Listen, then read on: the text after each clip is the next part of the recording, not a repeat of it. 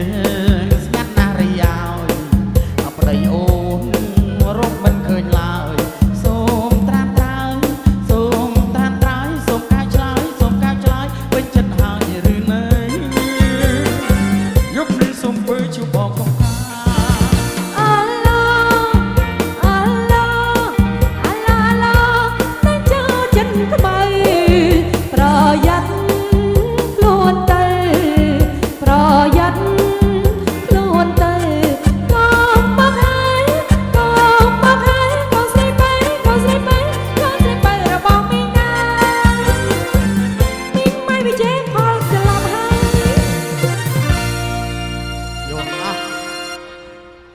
ច្រឡំឲ្យផលអើយ